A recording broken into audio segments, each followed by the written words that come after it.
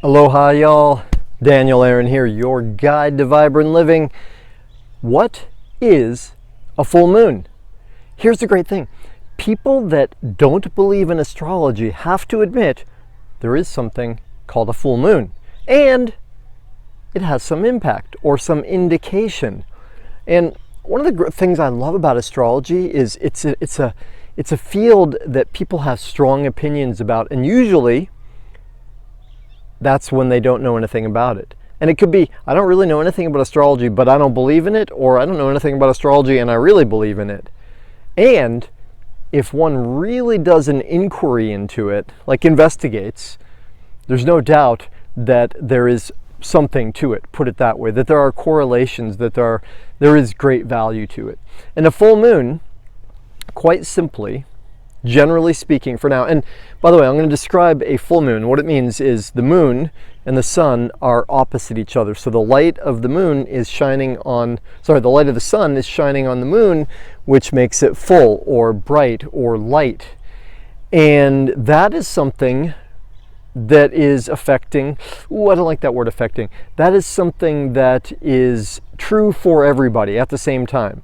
So, right, when the full moon comes, there is a exact point when the astrology of it is exact. The truth is, though, it has a duration of about 3 days. Like it's building toward that exact point, hits the exact point, right, a millisecond, and then moves on from it. And so it's in that range of full for about 3 days, day and a half before, day and a half after.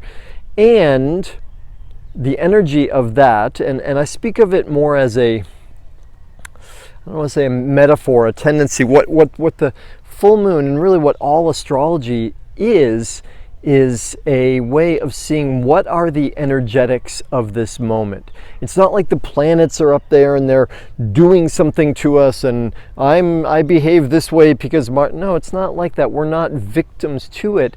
It is a symbolic representation. It's like a map showing us what are the energies at play in the world at this time. And so a full moon, when the sun and the moon, right, the sun represents activity, ego, consciousness, what we do, and the moon represents how we feel, how we nurture ourselves, the emotional side. So there's a masculine and feminine. That means they're opposite each other, they're polarized. That means the energy is high. That's why at a full moon you can investigate police logs, maternity ward records, right? There are more. There's more activity in crime. There are more births that happen then, because a full moon represents the pinnacle of a 29-day moon cycle. Starts with a new moon, which symbolizes the beginning, the birth of something.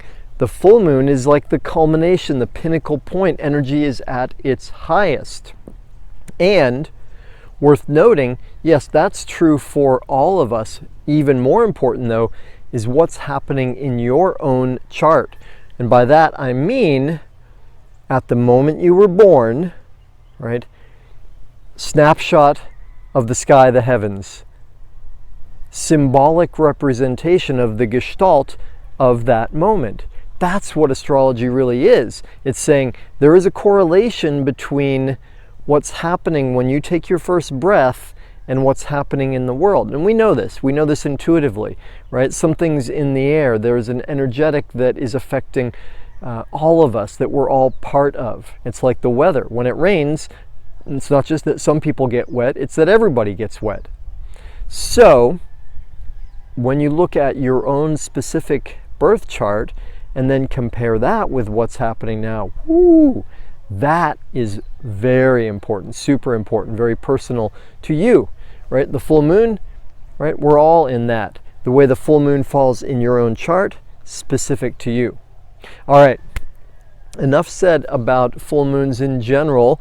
I'll be back in a moment. Stay tuned for more on this specific full moon. Thanks, y'all. Aloha.